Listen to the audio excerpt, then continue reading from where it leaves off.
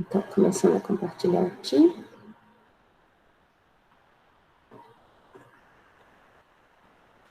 Certo. Bom, então aqui é só para a gente lembrar daqueles grandes grupos de fungos, são os 5 grandes filos que a gente vai abordar nessa disciplina, né? E hoje, na semana passada a gente falou de Ascomycota, hoje a gente vai falar de Basidiomycota. Então, lembrando que existem outras classificações, né, e outros filos que foram derivados de estudos, e grupos, então, que a gente viu que não são naturais, como Zygomicota e Chytridiomycota, que foram daí separados em vários outros filos. Só para a gente lembrar que existe essa classificação mais atual, que a gente não vai abordar em detalhe aqui, mas que é importante a gente conhecer, né? Então, a última classificação publicada é essa de 2018, do Lerro Tederso e colaboradores. E hoje, então, a gente vai ver aqui Ascomycota.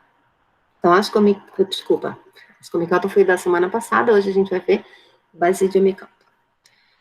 Então, Basidiomycota inclui a maioria dos fungos que produzem estruturas macroscópicas que as pessoas mais conhecem, eu acho, que são os mais visíveis, são super coloridos, tem umas estruturas meio bizarras.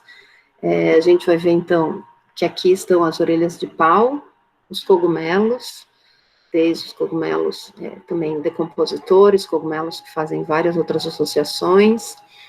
Aqui é um outro cogumelo também que é bem comum, é um cogumelo chamado cogumelo do vaso, talvez alguém já tenha visto. Uma vez até ele cresceu num vaso que tinha uma planta lá na Secretaria da Bio, e a Aninha, que era a secretária na época, antes da Larissa, me ligou, me mandou uma foto, aí eu identifiquei, ele se chama Leucocoprinus birnbaumi, é uma espécie bem comum até, e a gente botou uma plaquinha lá, então esse aqui já teve até lá na secretaria do grupo identificado.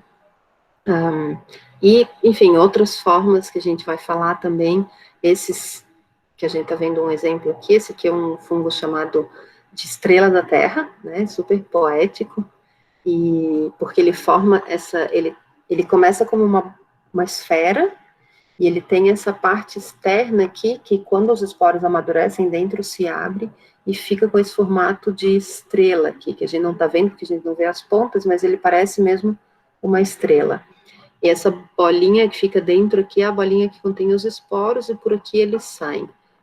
Então tem vários, alguns não têm a parte da estrela em volta, mas tem vários grupos, vários fungos nesse grupo aqui que a gente chama de gasteroide. Então a gente tem termos que a gente vai falar que são termos relacionados à forma, como esse. Então gasteroide é um termo que a gente usa para todos os fungos que têm uma forma esférica, gástero é de estômago, então esférica, e que os esporos são produzidos ali dentro. Então aqui a gente tem vários exemplos de cogumelo. Cogumelos é o termo que a gente usa para os fungos que têm esse estipe, que é o pé dele, né, um estipe, e em cima o chapéu, digamos assim, que é o que a gente chama de píleo. Né? Então, uma das coisas que a gente falou na semana passada é que a gente vai começar também a ver a terminologia correta de partes que são bem comuns dos fungos. Né? Então, a gente começa hoje a chamar de, né, uma lição a gente chamar de estipe e píleo e não mais de pé e chapéu. Pé e chapéu seria isso aqui.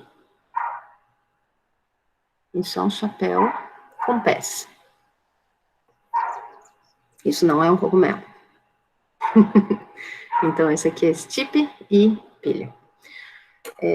E comuns também são as orelhas de pau, que formam estruturas meio em forma de leque ou de orelha, que crescem na madeira. Isso tudo são, então, termos relacionados à forma dos fungos, e não indica, a gente vai ver, não indica que eles tenham uma origem comum. Então, a gente vai falar um pouquinho mais sobre isso. Então, antes da gente entrar na parte de Basidiomycota mesmo, eu quero só falar um pouquinho sobre sistemática e taxonomia, ou, né, o que a gente precisaria fazer para descrever uma espécie. Então, a gente coleta, é bastante comum, né, a gente sabe que existem muitas espécies de fungos ainda não descritas. Então, se a gente coleta uma espécie, a gente quer dar o nome para ela, né, um cogumelo, digamos assim. Então, a gente vai olhar na literatura, vai fazer observação da macroscopia, da estrutura macroscópica, vai observar os esporos e todas as estruturas microscópicas, olhar na literatura e chaves para tentar chegar a um nome.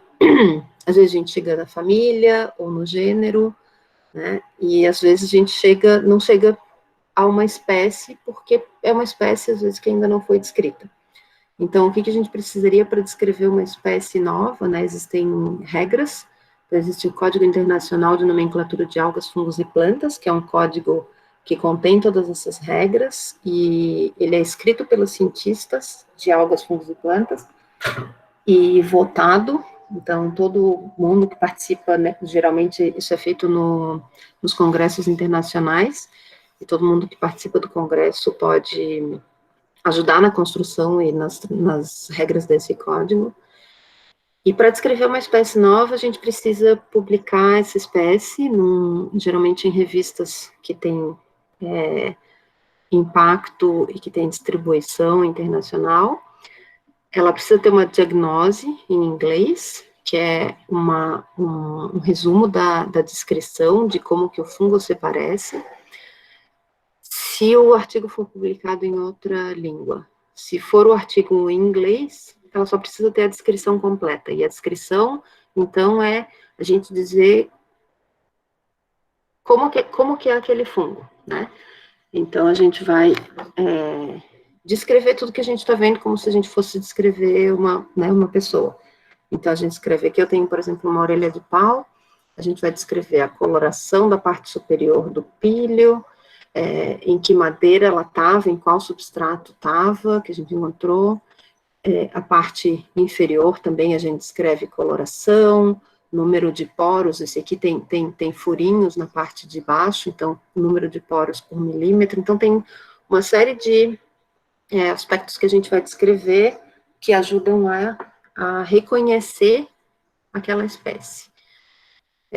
A gente tem que ter um espécime, que é um material tipo, ou voucher, a gente também chama, que é o material que a gente coletou, que a gente usou para descrever aquela espécie, e que vai ser a referência daquela espécie no fungário. Então, esse espécime, a gente descreve ele recebe um número, e ele é desidratado, a gente faz muita foto, principalmente quando a gente trabalha com cogumelos ou com fungos que são muito efêmeros, que se derretem e se decompõem muito rápido, a gente faz bastante foto, mas a gente tem que ter um material desidratado para chamar de referência. Então, esse material é chamado de tipo, ou type, em inglês, né? E esse material, então, fica ali como referência. Então, se alguém em outro lugar encontrar um outro fungo que se parece com aquele, a pessoa pode pedir empréstimo, isso é uma coisa que é comum entre coleções, e comparar o que ela tem em mãos com aquela referência daquele nome. E o nome, então, tem que ser sempre latinizado. Por isso, a gente sempre tem que escrever os táxons, gênero e espécie, com letra em itálico, né? Porque é latinizado, porque é em latim. Então, pode ser uma descrição, um nome que ajude a descrever aquele táxon, ou pode ser uma homenagem, ou, enfim, as pessoas usam bastante também homenagem a alguém, ou alguma coisa, né? Pode ser um... Professora, rapidamente só. Em planta a gente chama de herbário, né? Esse lugar Isso. onde é depositado. Também é Herbário e para fungário. fungos? O fungário é um termo que a gente tem usado, ele fica junto com o herbário. Então, aqui na UFSC a gente tem o herbário e fungário flor. é uma coisa só, mas a coleção de fungos dentro do herbário a gente chama de fungário. Só para distinguir, e de certa forma é uma tendência no mundo todo, se a gente olhar, por exemplo, um dos herbários, acho que das coleções mais conhecidas de plantas, algas e fungos, é do Kew, que fica na Inglaterra, e eles também chamam a coleção de fungos de fungário. Então, é uma tendência mais para distinguir o reino dentro da coleção de plantas. A gente chama de fungário, mas ele fica junto com o herbário. O herbário e fungário, algumas coleções são chamadas herbário e fungário. Bom, então, com relação ao nome, o nome pode ser algo que ajuda a descrever o espécime, aquela espécie, pode ser relacionado à localidade, ao substrato ou a uma homenagem, né? E, então, toda essa parte aqui tem regras e é o que a gente chama, então, de sistemática, ou taxonomia. E é diferente de descrição, de identificação e de classificação. Então, identificação é quando a gente dá um nome àquele material que a gente tem. Descrição é dizer como ele se parece, que é parte do que a gente tem que fazer aqui quando a gente vai publicar uma espécie nova. E classificar é classificar dentro dos níveis hierárquicos de reino, filo, ordem, etc. Né? Então, eu vou mostrar um exemplo aqui, que é uma espécie que foi publicada em 2015. Tem vários exemplos muito inteligentes e engraçados também, de taxonomistas que usam e homenageiam pessoas. Não sei se vocês sabem, mas tem um gênero inteiro de samambaia, que eu acho que tem 17 espécies, que se chama Gaga, em homenagem à Lady Gaga. E tudo bem, daí eles justificam porque uma das sinapomorfias do gênero também é que ele tem no código molecular, na sequência molecular, ele tem uma sequência que é GAGA, né, guanina, adenina. Então, enfim, esse exemplo é de um amigo, Nelson Menoli, que é um micólogo de São Paulo, e ele homenageou Cebolinha. Então, aqui, bom, o meme, né, não está no artigo, mas o artigo segue todas aquelas normas do Código Internacional, e tem, então, o nome em itálico, depois do nome vem os autores da espécie, então é Menoli, Rusto e Capellari, foram as 3 pessoas que descreveram essa espécie, que trabalharam nesse material. Aqui, essa foto aqui está no artigo, que é uma foto, então, do material tipo. Então, esse material está lá no herbário fungário do Instituto de Botânica de São Paulo, desidratado e preservado, com todas as características e os códigos que os autores deram para que ele seja reconhecido e encontrado. Para fungos, existe um outro termo do código, que é o registro do nome e da descrição nesse banco de dados que se chama Mycobank. Então, todas as espécies escritas recebem um número que começa com MB, de Mycobank, e um número, enfim, sequencial. Para os nomes novos, então, também a gente coloca, geralmente, a etimologia, e por que a gente escolheu aquele nome. E aqui, então, a gente tem, esse aqui também não entra no artigo, geralmente, mas a gente tem a classificação do Pluteus cebolinha. Então, Pluteus cebolinha é a espécie, né, cebolinha é o epíteto específico que foi escolhido, então, para esse material aqui. Pluteus é o gênero que já existia, então, Pluteus é um gênero de cogumelos que crescem na madeira, e que tem os esporos meio marrom, cor-de-rosa, quando maduros, aqui. Então, Pluteus é o gênero, cebolinha é o epíteto específico, e a gente escreve em itálico, os dois. E essa espécie, então, está dentro da família Pluteaceae, classificada dentro da família Pluteaceae, ordem Agaricales, subclasse Agaricomycetidae, classe Agaricomycetes, subfilo Agaricomycotina, filo Basidiomycota. Então, essa aqui é a classificação hierárquica de onde e reino fungi, né? De onde está essa espécie Plutocebolinha. E para ver a classificação, existe bom, a gente pode ver em artigos, mas existe também, que eu coloquei lá uma das referências que eu coloquei que vocês vão usar para construir o wiki, que vocês vão ter que fazer isso aqui para colocar no wiki, é o Index Fungorum. Então, no Index Fungorum, a gente coloca o nome do gênero, ou o nome da espécie que a gente tem, e a gente consegue ver a classificação daquele taxon dentro do Index Fungorum.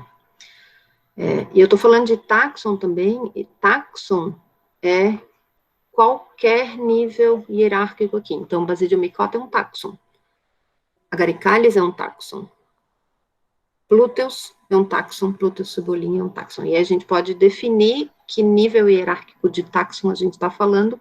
Então, a gente sabe que Plutocebolinha é espécie. Dentro dessa classificação maior, a gente pode saber qual taxon a gente está se referindo só com base na terminação. Então, em fungos, no reino fungi, a terminação micota indica que é filo. Micotina é subfilo, Mycetes é classe, Mycetidae subclasse, Ales, ordem, Ace, família. Então, vocês não precisam memorizar isso, dá para olhar e consultar na hora que quiser, né? Mas só para a gente entender. Então, tem muita gente que critica as pessoas que usam, por exemplo, né, desenho animado para homenagear e para dar nome às espécies, mas não deixa de ser uma forma, eu vejo, pelo menos, uma forma de a gente chamar a atenção para a taxonomia, que é uma área da ciência que é super importante, porque a gente está estudando e conhecendo, ajudando a conhecer a diversidade, a gente está descobrindo, né, taxons que não eram conhecidos, e acho que é uma forma de chamar atenção, de mostrar para as pessoas que isso existe, né, que eu acho que as pessoas às vezes nem se dão conta que essa é uma área da ciência que muitas vezes a gente pode, né, se a gente pode descobrir coisas que não foram descobertas ainda e que tenham potencial até, né, para usos para o homem. Bom, alguma dúvida até aqui? Certo.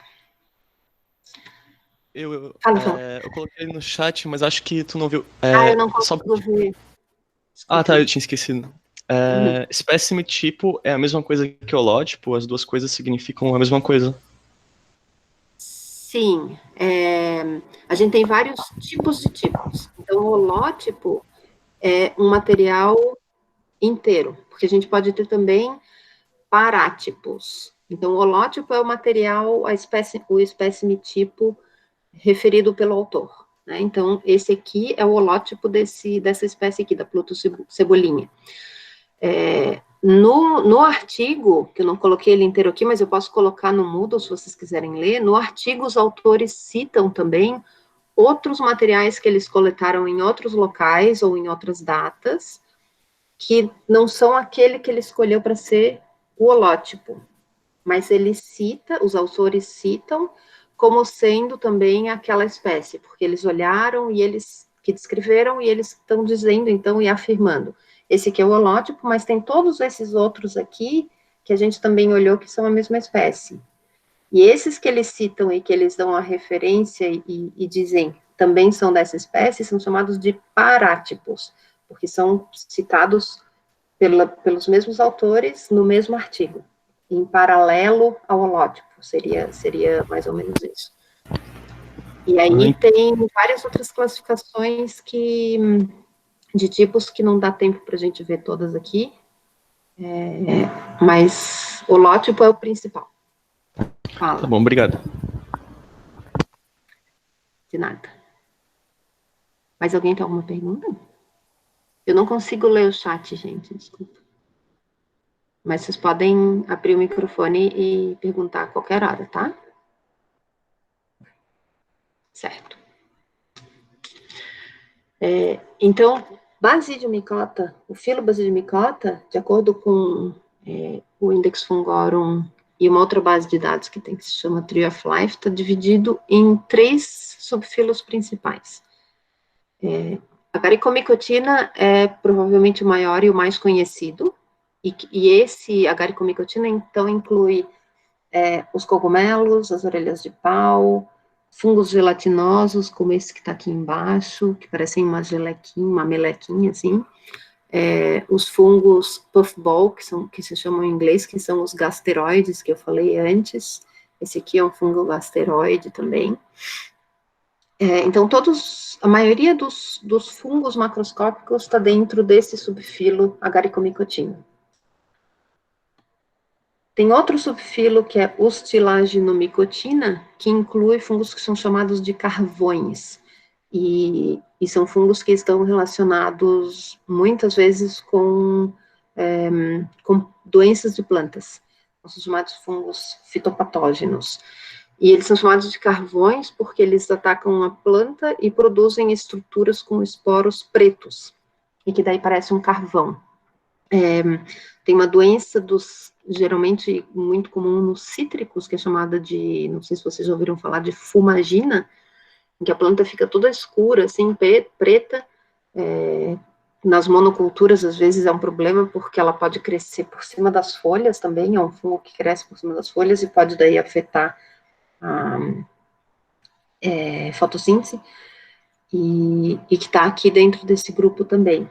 Por outro lado, tem um outro fungo de Ustilaginomycota, que é esse que está aqui na foto, que se chama Ustilagomaides, e que está lá na lista do wiki também, que é um fungo comestível. Isso aqui é comestível. E ele é um fitopatógeno do milho, como vocês podem ver, né? E ele produz, então, eu não vou contar muito para deixar para a pessoa nos contar, que escolheu Ustilagomaides nos contar mais lá no wiki, todo mundo vai ler. Mas isso aqui são massas de esporos produzidas dentro dos grãos de milho. E é super gostoso, é uma daquelas comidas feias e gostosas. Então, esse eu vou deixar o suspense um pouquinho, mas está dentro aqui de Ustilaginomycota. E Pucciniomicotina, que é um grupo que também tem vários fungos fitopatógenos, que são chamados de ferrugens. Nesse caso, então, é chamado de ferrugem também por causa da coloração dos esporos. Então, aqui a gente vê uma folha atacada por esse fungo ferrugem, e isso que a gente vê meio alaranjado, cor de ferrugem, é a massa de esporos, então, que esse fungo produz na folha, né? Aqui já necrosando um pouco. Então, esses são ferrugens dentro do subfilo Pucciniomicotina.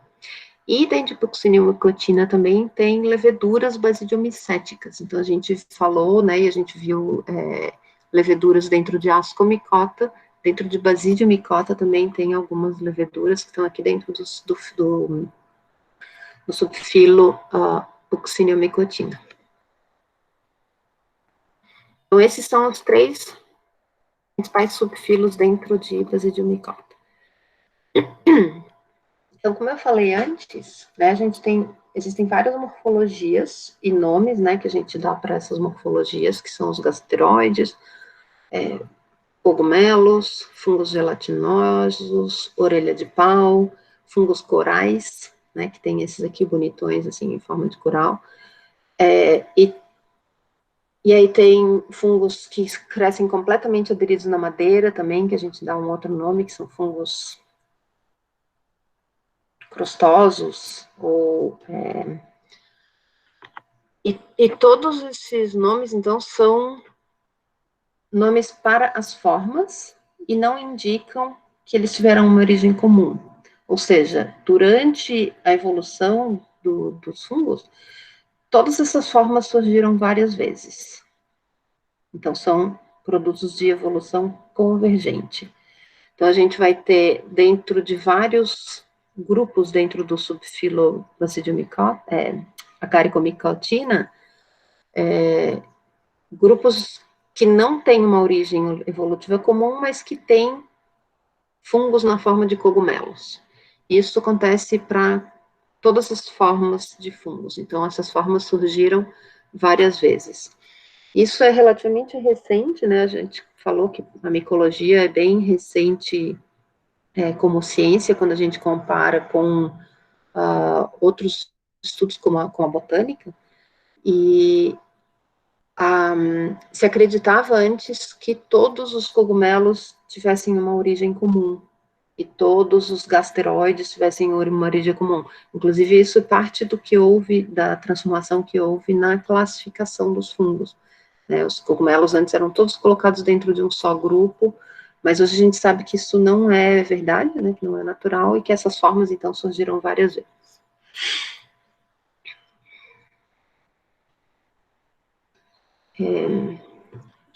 Eu vou mostrar aqui, então, um pouquinho. Não sei se vocês conseguem ver, porque é pequenininha a minha imagem ali, né? Mas, então, aqui a gente tem uma orelha de pau, que é a mesma espécie que está representada ali embaixo, no canto inferior direito, que é Pycnoporus sanguineus, vocês já devem ter visto.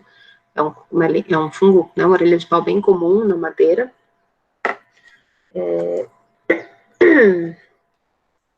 Esse aqui é um cogumelo que vocês devem conhecer, talvez já tenham comido, só que esse aqui está desidratado, é um Pleurotus, que é do mesmo gênero do shiitake. Desculpa, do shiitake não, do shimeji. E aqui a gente tem um outro cogumelo, só para a gente ver um pouquinho a diversidade. Ele tá seco e tá cortado no meio, mas esse aqui ele tem furinhos embaixo. Ele era um cogumelinho também.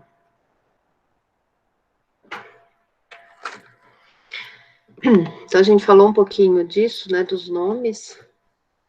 A gente viu já na semana passada o que significa himênio, em ascomicota, e em basidimicota, himênio significa a mesma coisa, é o conjunto das células, é a camada das pontas das hifas que produzem os esporos. E em basidimicota, a gente usa também a palavra himenóforo, que é como essa camada se organiza macroscopicamente. Então, voltando a mostrar aqui, a gente tem dois exemplos de himenóforo, um aqui na minha mão esquerda com lamelas, e um na minha mão direita com poros, ou furos, né? Então, o que a gente vê nos basidimicota, em alguns basidimicota, é o himenóforo, e o himênio a gente só vê quando a gente faz um corte e olha ao microscópio. Então, aqui a gente tem um exemplo de um cogumelo, onde foi feito, né, um corte. Esse aqui é um cogumelo que tem lamelas, que tem lâminas na parte de baixo do píleo, então a gente diz que o himenóforo é lamelar. E se a gente tirar uma lâminazinha dessas, uma lamela, e cortar aqui nesse sentido, a gente vai ver o himênio, que é o que está desenhado aqui, que é, então, conjunto de basídeos, que é como a gente chama essas pontas de hifas que produzem aqui na extremidade os basidiósporos.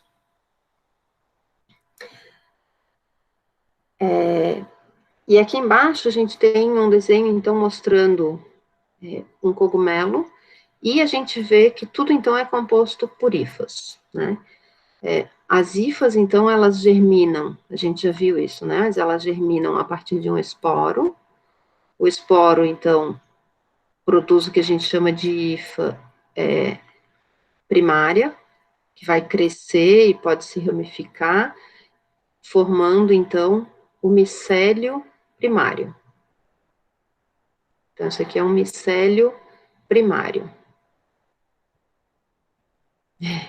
Não vou escrever aqui porque está muito feia a minha letra. Tá, então, isso aqui que se origina a partir do esporo é o micélio primário.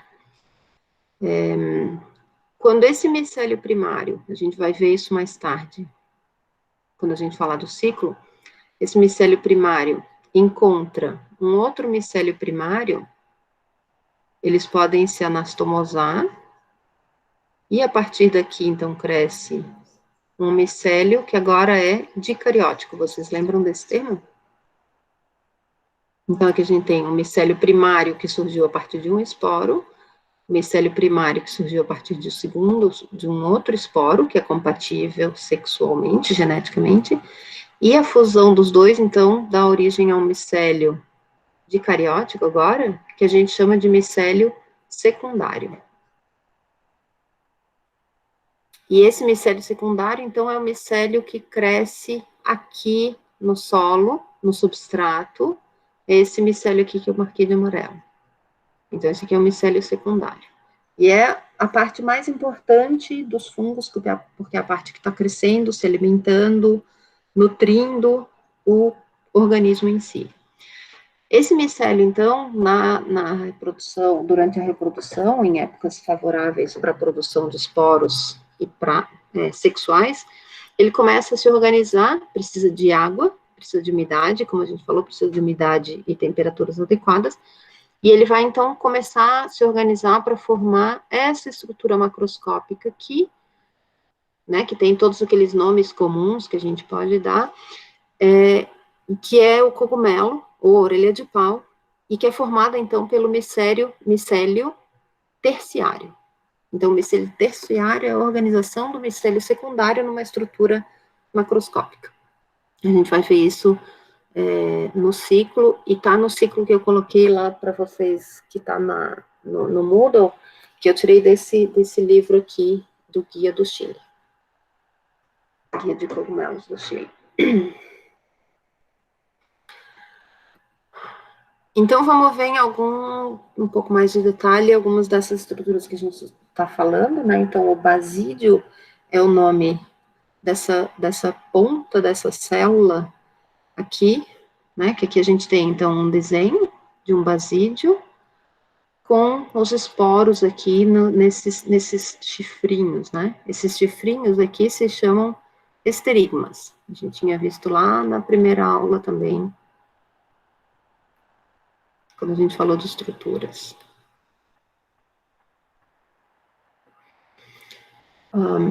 Então, o basídio é a estrutura em forma de clava.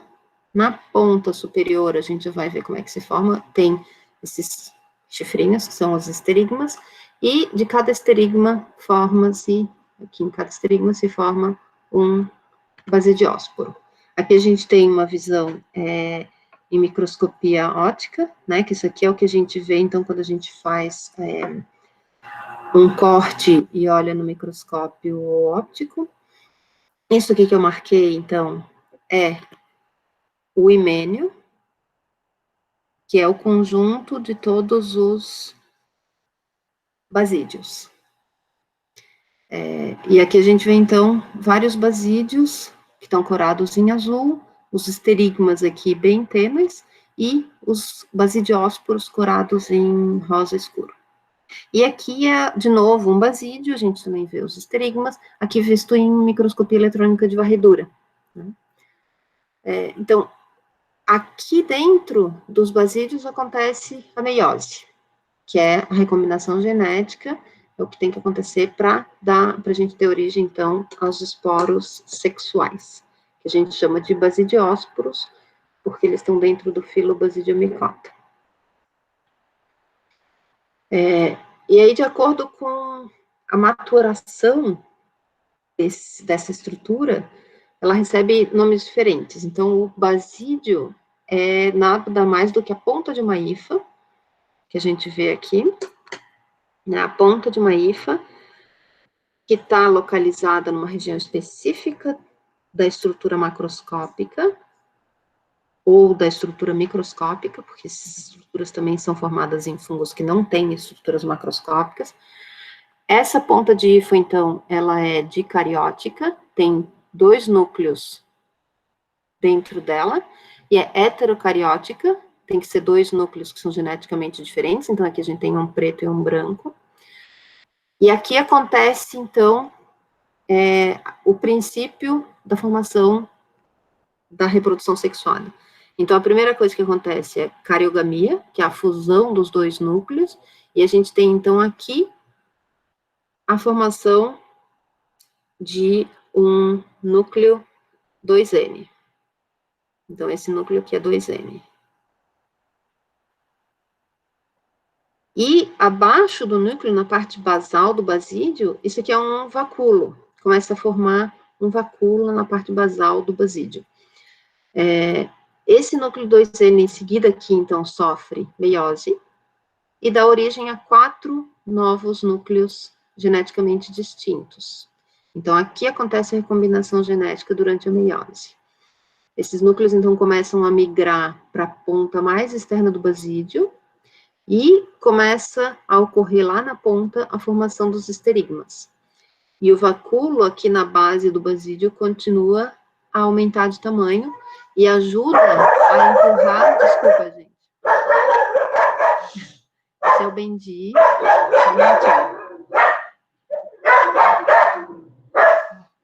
O Bendi é que às vezes o pessoal vem entregar coisa aqui na vizinhança e buzina, e ele não gosta. Então ele bate. Mas já é para. Só um minutinho. Aqui é o Bendi. Que nem foi no WhatsApp. Bom, então depois da meiose, esses núcleos geneticamente diferentes, né, que sofreram a meiose, começam a ser empurrados para a parte superior do basídio, com o auxílio desse vacúolo que cresce na parte basal, ocorre a formação dos esterigmas lá na pontinha, e cada núcleo, a gente vê então aqui, é direcionado para um esterigma. E na ponta mais externa do esterigma, esses núcleos, então, recebem o citoplasma e parede celular, formando, então, na parte externa, os basidiósporos. Né? Então, a gente tem aqui como resultado um basídio com um vacúolo grande, 4 esterigmas, e cada esterigma com um basidiósporo formado. Isso a gente vê aqui nessa foto de microscopia eletrônica de transmissão, onde a gente tem uma fatiazinha de um basídio, mostrando o esterigma, e aqui 2 esporos de parede engrossada. Essa parte preta aqui significa que o esporo tem uma parede grossa. Bom, então vamos ver esses termos que estão agora aqui em alaranjado. Toda ponta de hifa que ainda não tem esterigma, mas que está no himênio, e que vai se transformar num basídio, a gente chama de basidiolo, que é um basídio jovem, né? Quando já começam a aparecer os esterigmas, então a gente já chama de basídio. E aí a gente pode ter basídios, né? A gente não consegue ver isso quando a gente olha o microscópio óptico, mas a gente pode ter basídios que já perderam os esporos ou basídios que ainda vão formar esporos. A gente não tem como saber isso só olhando ao microscópio. Mas todos que têm esterigma ou que têm esterigmas com esporos são chamados de basídios. E aí tem uma nomenclatura mais específica, que é probasídio, onde ocorre a cariogamia, e metabasídio, onde ocorre a meiose. Obviamente, isso a gente não consegue ver também só com a microscopia óptica. Então, o que importa mais para a gente saber que a gente tem uma região chamada de himênio, onde os esporos vão ser formados, e a gente tem no himênio basidiolos, que são os basídios jovens, basídios com esterigma ou com esterigma esporo, e lembrar, enfim, do nome do esterigma.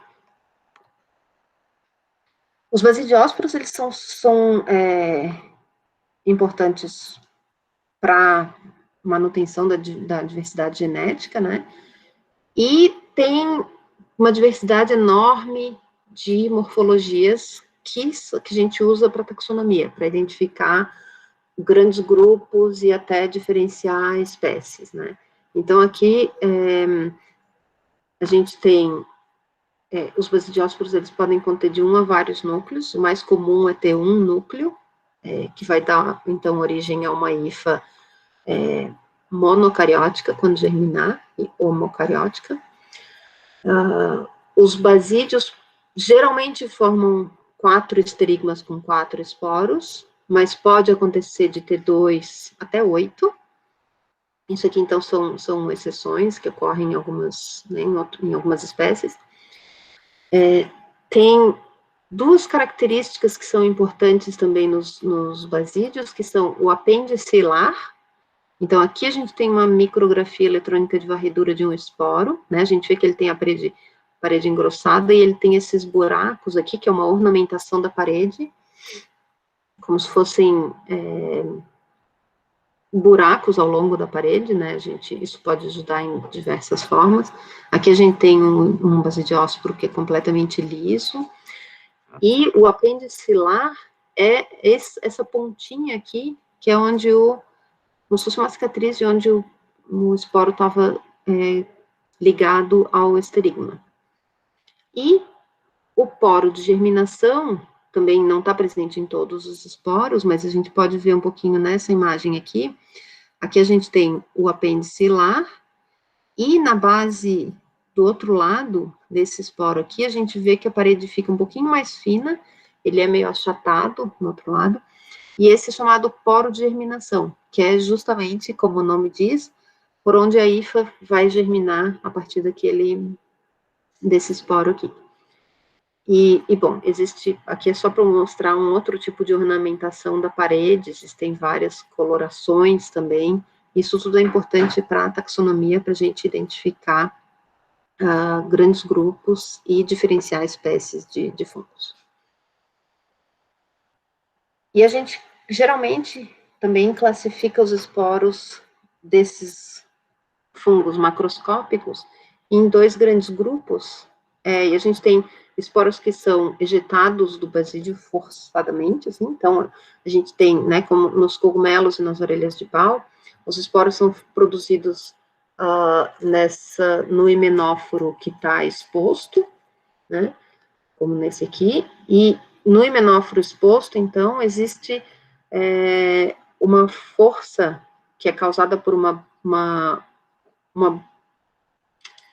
vesícula de água, uma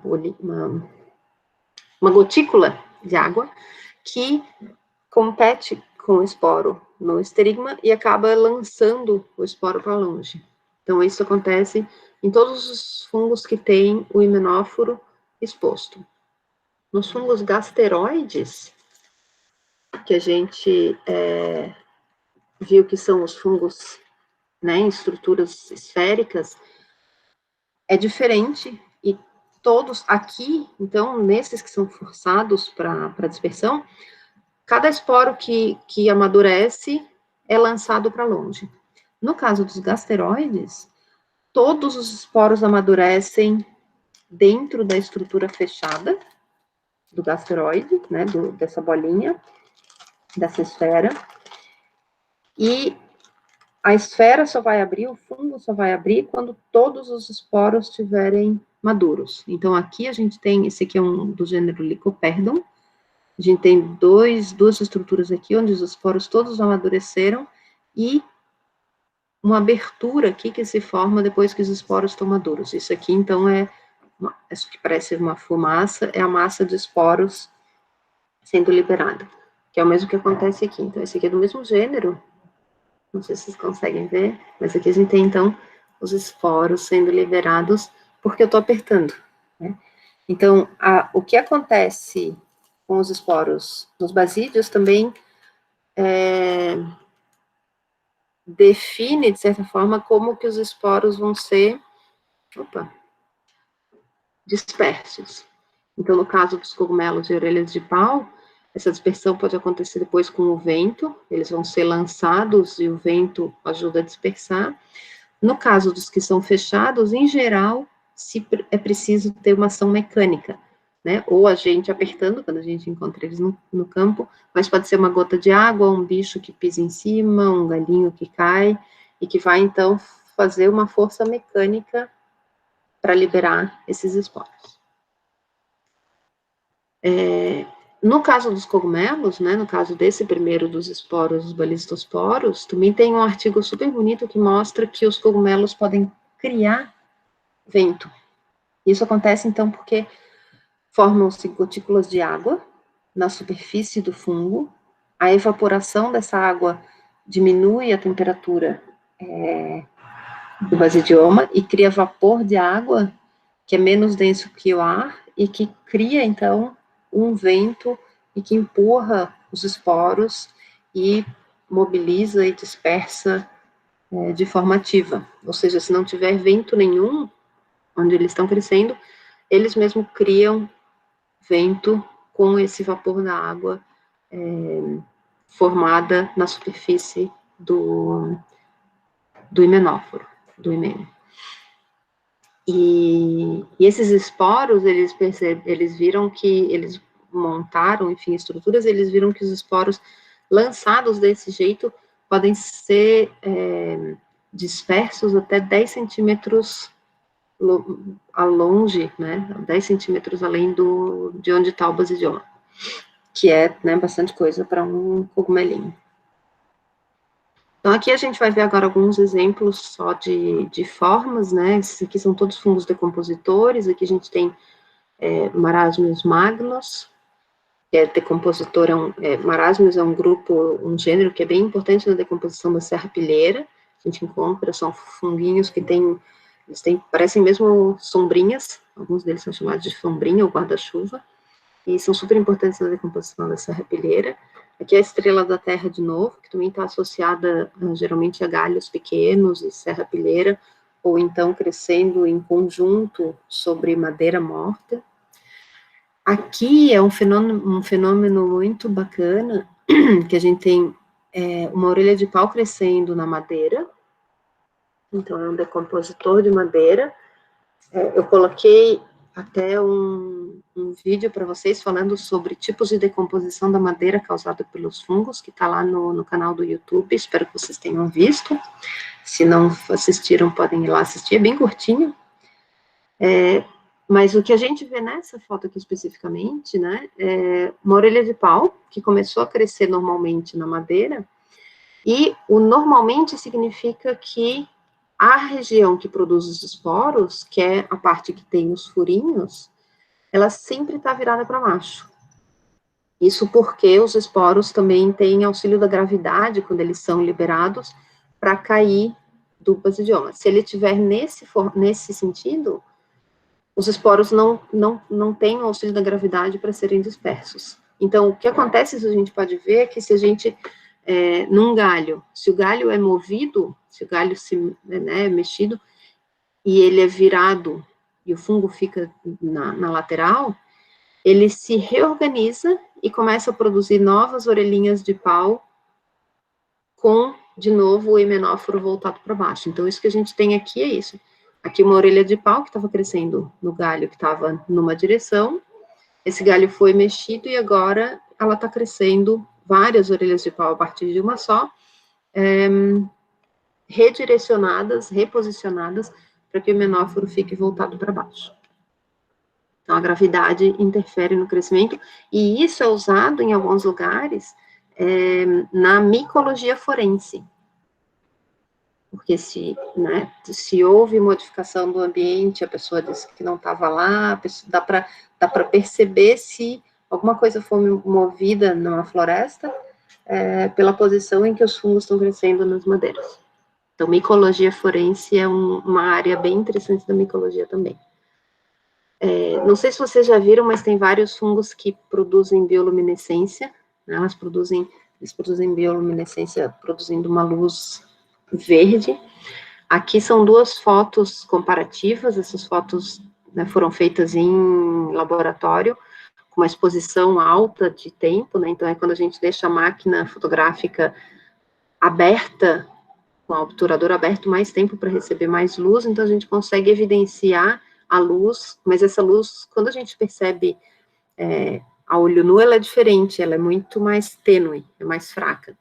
Então não é sempre tão fácil assim de ver a bioluminescência. Mas é sempre incrível, não sei se alguém aqui já foi para campo de noite, e é super mágico ver cogumelos bioluminescentes, ou micélio, às vezes é só o micélio que é bioluminescente também.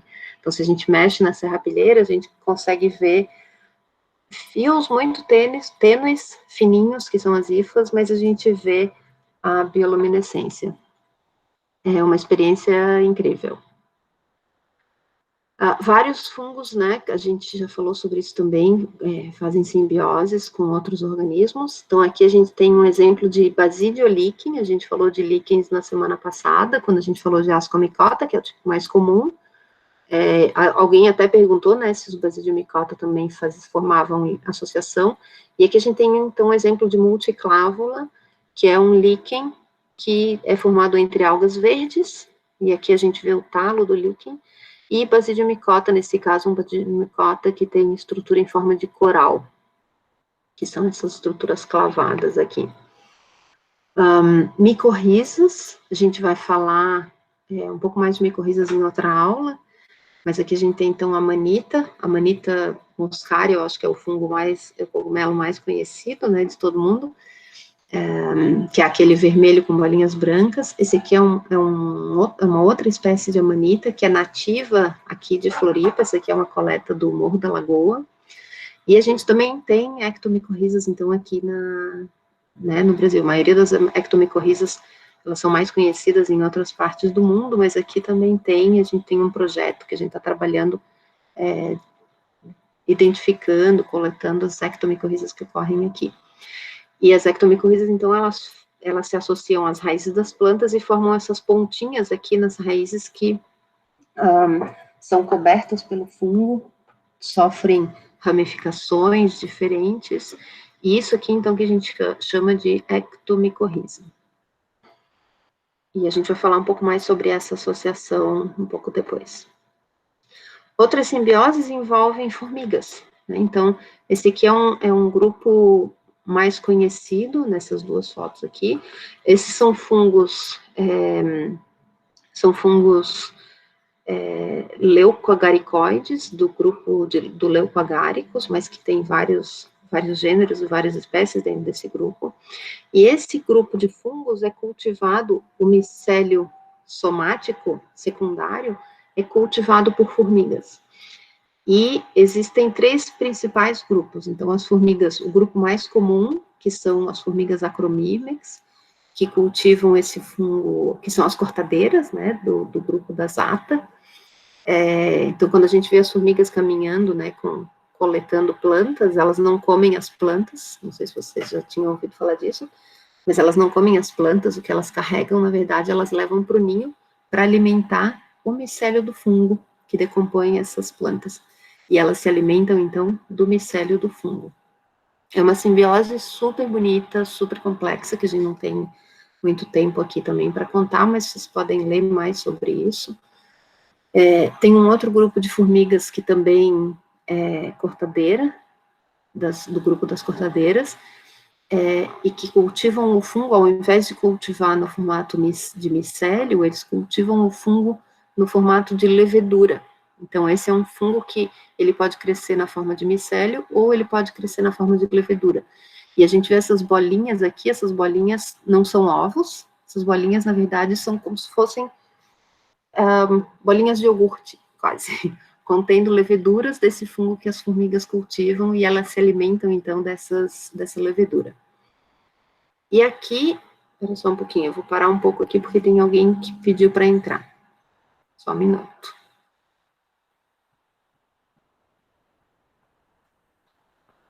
Vamos ver quem é. Eduarda. Olá, Maria Eduarda. Tá, então, continuando aqui, a gente tem um terceiro grupo, que é com outro fungo. Então, esse aqui é um grupo de fungo diferente, que forma essas estruturas. Vocês ainda estão vendo, né? Alguém me dá um sim ou não? Sim. Tá, obrigada. Sim.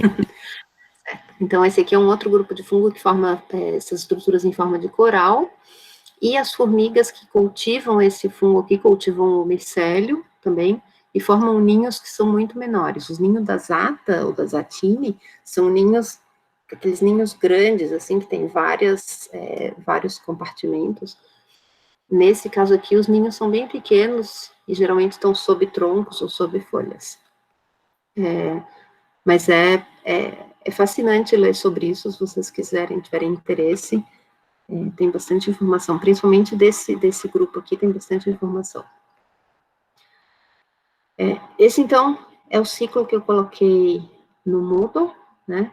E aqui mostra, então, a formação a partir da germinação do esporo do micélio primário, depois da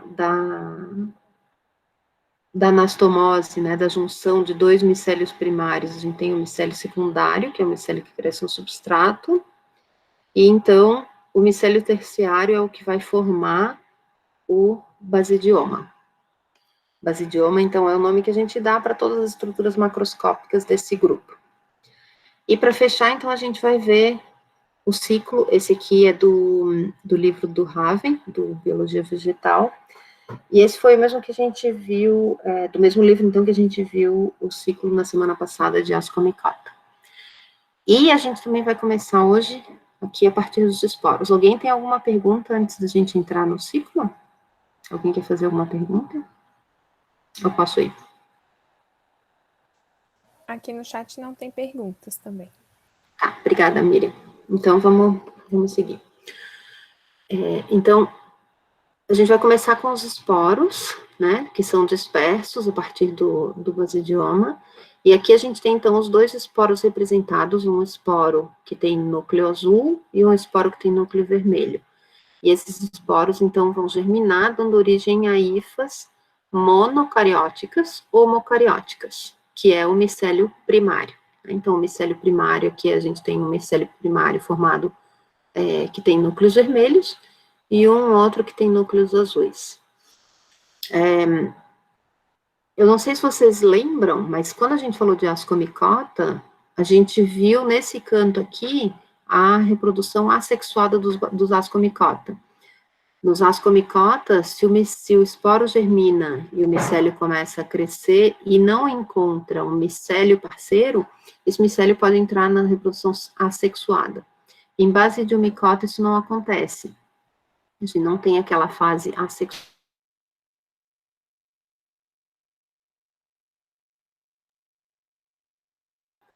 E sofrer plasmogamia, ou anastomose, para dar origem ao micélio secundário.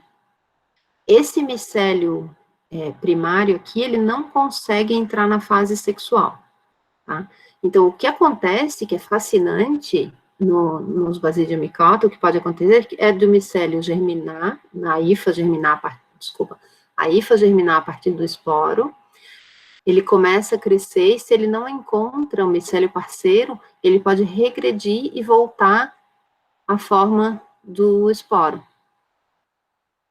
E o esporo fica lá de novo latente, aí germina a hifa de novo, até ele encontrar um parceiro, né? Tem um período, mas isso pode acontecer. É muito legal.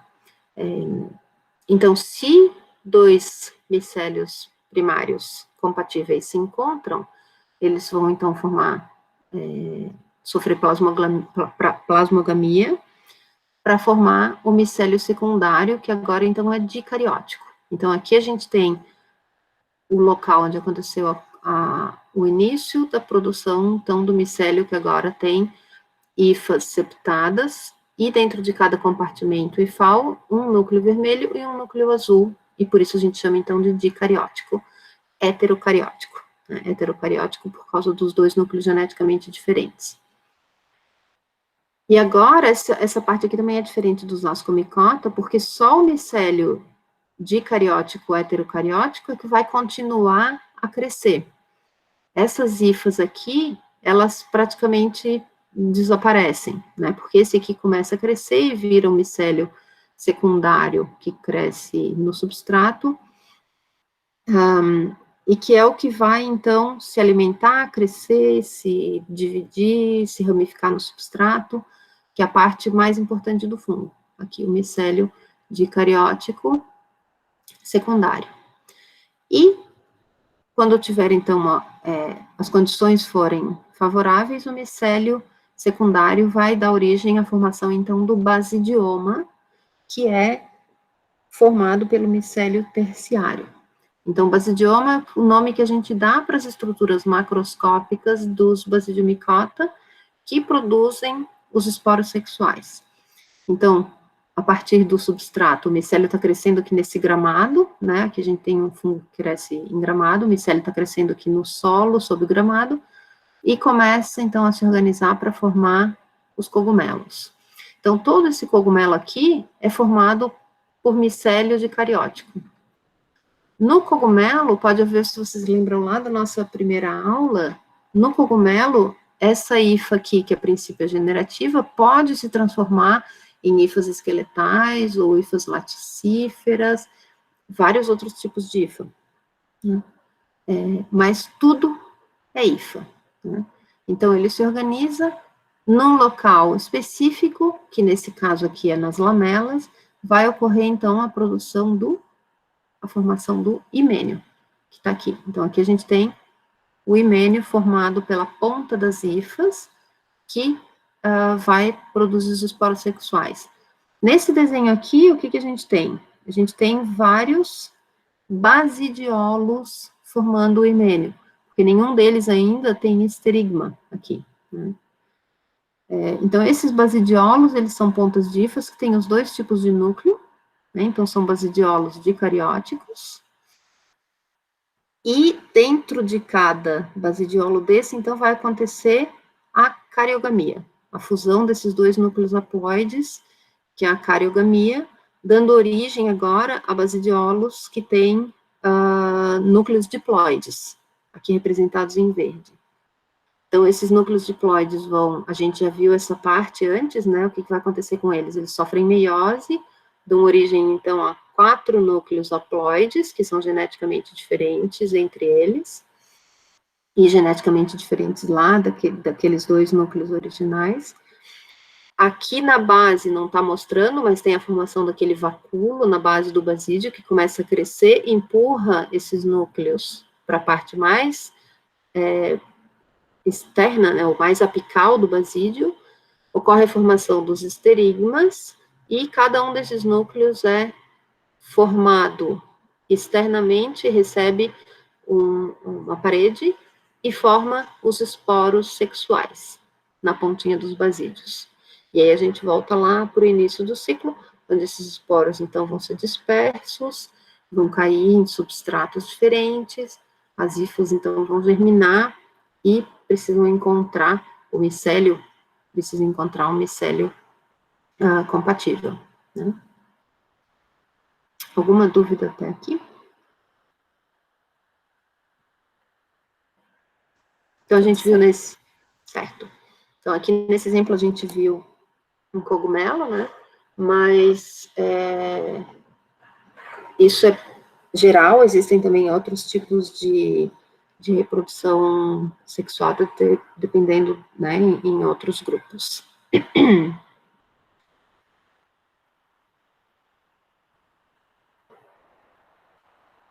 Eu vou parar de compartilhar, então, aqui, para ver se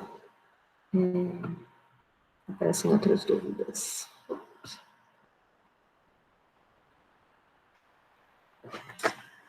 Então, eu acho que eu mostrei até esse funguinho para vocês antes.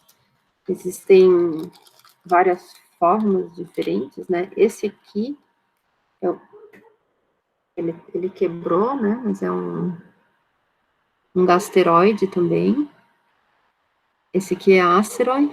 E nesse caso, então, eu não cheguei a falar, né? Desse aqui especificamente, mas nesse caso também todos os esporos são produzidos amadurecidos antes de ele abrir. E aí, quando ele abre, então, ele forma esse preto aqui, que é a massa de esporos, que é bem gosmento quando está fresco. E nesse caso, ele também precisa de uma ação mecânica para dispersar, ele tem um cheiro forte e meio ruim quando está fresco, assim, e ele atrai moscas para dispersar. Então, existem várias formas de dispersão dos esporos. E aqui eu vou mostrar para vocês agora de novo essa forma de dispersão dos poros mecânica do glicocardio.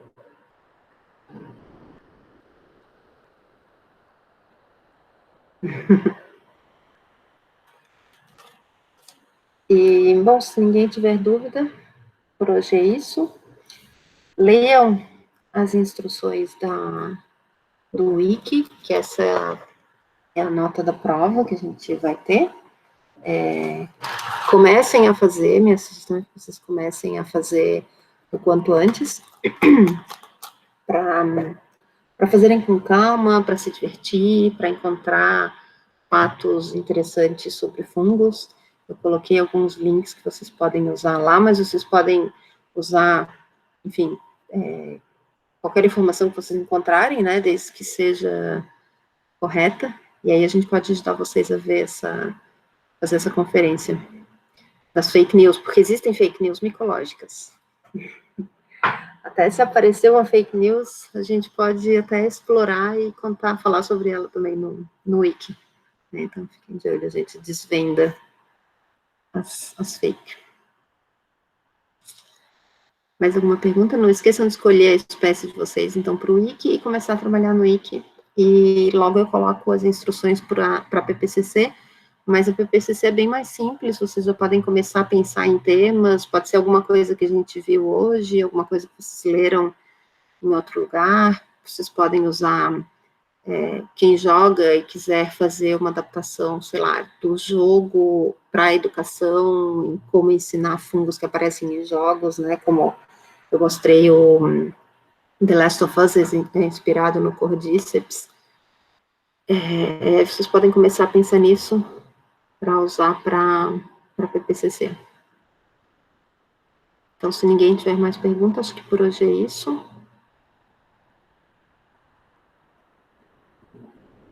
Obrigada. Deem um tchauzinho pra gente. E fiquem de olho no Moodle. Moodle é nosso amigo. Tá tudo lá. Até mais. Tchau, obrigada. Tchau, gente.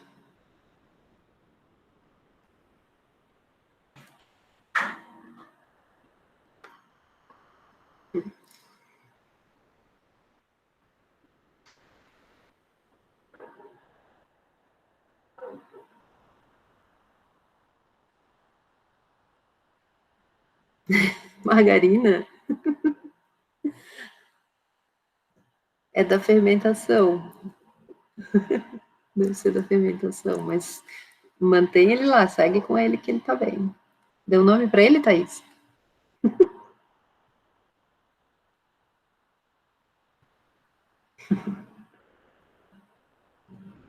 Zacarias.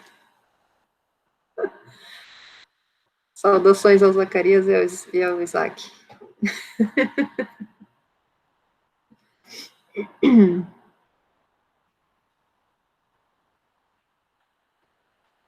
Tchau, gente. Tchau, Thaís. Beijo.